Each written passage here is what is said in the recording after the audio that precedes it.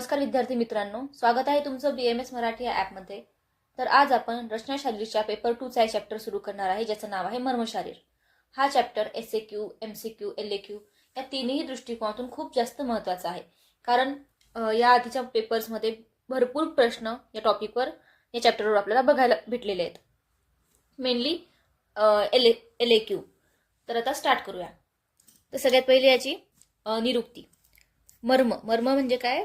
मारयंती इति मर्मानी, दल्लनुसार हा श्लोक आहे। त्यामुळे मरण येते, ते ज्या स्थानावर आघात झाला असता मरण येते ते मर्म। मर्म म्हणजे काय की ज्या स्थानावर किंवा ज्यावर आघात झाला असता मरण येते, तर ते झालं मर्म। त्याची व्याख्या तुम्हाला जे श्लोक हे सांगितले ते सगळे पाठ करणं गरजेचे, कारण मर्म लिहिताना सगळ्यात पहिली निरुक्ती व्याख्या ही लिहिणं बेसिक आहे, त्यामुळे याचे श्लोक करणं गरजेचं आहे। तर आता आहे व्याख्या। मरण करित्वात मर्म, मरण सदृश्य दुःख दायित्वात वा। ज्या ठिकाणी आघात झाला असता मरण येते किंवा मरण सदृश्य वेदना किंवा पीडा उत्पन्न होते, त्याला त्या ठिकाणास मर्म असे म्हणतात।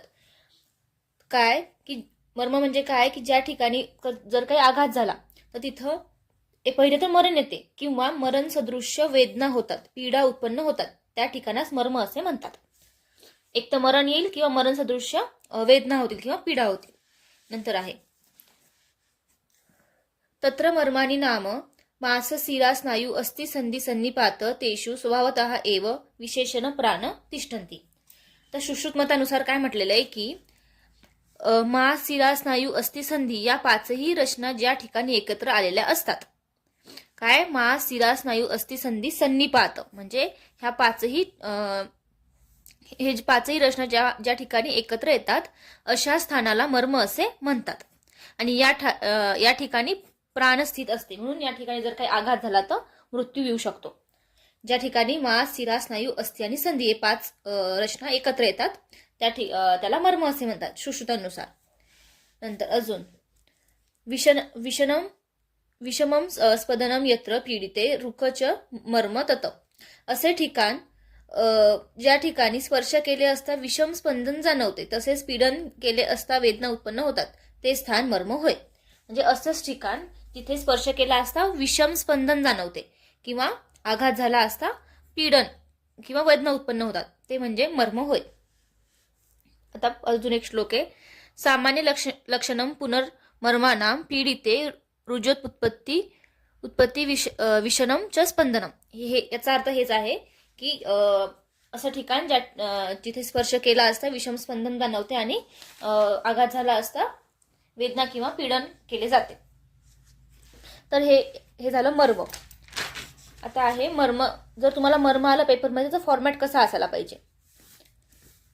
सगळ्यात पहिले कुठलाही मर्म येऊ, सगळ्यात पहिले सर्वसामान्य नाव लिहायचं, नंतर त्याचं विशेष स्थान, संख्या, प्रकार, रचनेनुसार, परिणामानुसार, प्रमाण, मर्माघाताचे लक्षण, मॉडर्न कोरिलेशन आणि डायग्राम। या फॉर्मॅट या आठच पॉइंट मेन आहेत LAQ साठी किंवा शॉर्ट नोट साठी। तुम्हाला याच फॉर्मॅटमध्ये कुठलाही मर्म येऊ याच फॉर्मॅटमध्ये लिहायचा आहे आणि आपण आज अभ्यास पण याच फॉर्मॅटमध्ये करणार आहे। तर आता आहे मर्म प्रकार। आता मर्माची क्लासिफिकेशन केलेलं आहे। त्याचा क्रायटेरिया पहिला काय? परिणामानुसार, नंतर रचनेनुसार आणि नंतर षडंगानुसार। तर परिणामानुसार मर्म सद्य प्राणहर, कालांतर प्राणहर, वैकल्यकर, रुजाकर आणि विषलग्न असे याचे 5 टाइप्स आहेत।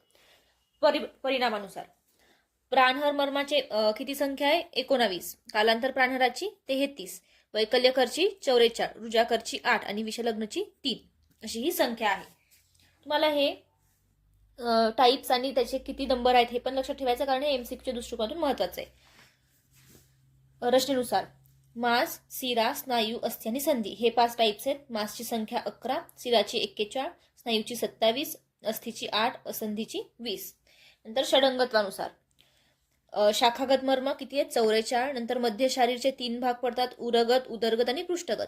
उरगत 9, उदरगत 3, पृष्ठगत 14। नंतर आहे ऊर्ध्वजत्रुगत, ते किती आहेत? 37। त्याच्यामध्ये 2 टाइप्स पडतात, ग्रीवा आणि शिर। असं हे पूर्ण क्लासिफिकेशन आहे मर्माचं। आपण षडंगानुसार पूर्ण मर्म शिकणार आहोत. या अकॉर्डिंग आपण सगळे मर्म कव्हर करणार आहोत. पण तुम्हाला प्रश्न असाही येऊ शकते की रचनेनुसार मास मर्म लिहा किंवा शिरा मर्म लिहा किंवा स्नायू मर्म लिहा. त्यामुळे तुम्हाला या अकॉर्डिंग पण मर्म कसे कसे कोणते कोणते आहेत हे लक्ष ठेवणं गरजेचं आहे. तसंच नंतर आहे मर्माची विभागणी. आपण आता तेच बघितलं की मर्माची विभागणी 3 प्रकारे केलेली आहे. षडंगत्वानुसार शाखागत 44, त्याच्यामध्ये उर आणि उदरगत 9+3, पृष्ठगत मर्म 14, ऊर्ध्वचतुर्गत 37, असे टोटल किती 107 आहे षडंगानुसार. हे इथे आहे षडंगानुसार पूर्ण मर्म किती आहेत 107. नंतर आहे रचनेनुसार. त्याचा हा श्लोक आहे. तानी मर्मानी पंचात्मकानी भवन्ति तद्यथा मासमर्मानी शिरामर्मानी स्नायुमर्मानी अस्थिमर्मानी संधिमर्मानी चेती.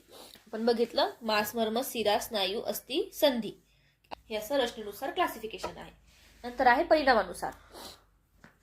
तर पहिला प्रकार परिणामानुसार सद्य प्राणहर. याची संख्या किती बघितली होती आपण 19. आता या मर्मामध्ये कोणत्या भूतांशांचं आधिक्य असते तर अग्नी. हे तुम्हाला चार्ट असाच जसा तसा पूर्ण लक्षात ठेवायचा आहे. कारण परिणामानुसार मर्म एक्सप्लेन करा असे तुम्हाला LQ घेऊ शकतो. त्यामुळं आघाताने अग्नी ताबडतोब क्षीण होतो व त्यामुळे ताबडतोब किंवा 7 दिवसात मृत्यू प्राप्त होतो. आता या सद्य प्राणहरचा परिणाम काय आहे की जर या मर्मावर जर आघात झाला तर तिथला जे अग्नी आहे, तिथं अग्नी महाभूतचा अधिक्य आहे ना, तर तो जो अग्नी आहे तो ताबडतोब क्षीण होतो. त्यामुळे एक तर ताबडतोब किंवा 7 दिवसात मृत्यू प्राप्त होतो. सद्य प्राणहर. नंतर आहे कालांतर प्राणहर.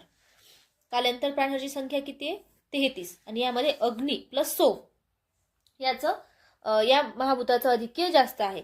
तर यामध्ये काय होतं, अग्नी क्षीण झाला तरी सोम गुणामुळे प्राणाला आधार मिळतो व काही कालाने म्हणजे 1 महिन्याच्या आत मरण येतो. इथे किती 7 दिवसाच्या आत, इथे 1 महिन्याच्या आत. कारण इथं काय सोम आहे, सोमामुळे प्राणाला आधार मिळतो. कालांतर प्राणहर लगेच कळते की कालांतर म्हणजे थोड्या वेळानंतर मृत्यू येतो आणि सद्य प्राण म्हणजे लगेच मृत्यू येतो. नंतर आहे विषलग्न मर्म. त्याची संख्या किती आहे 3.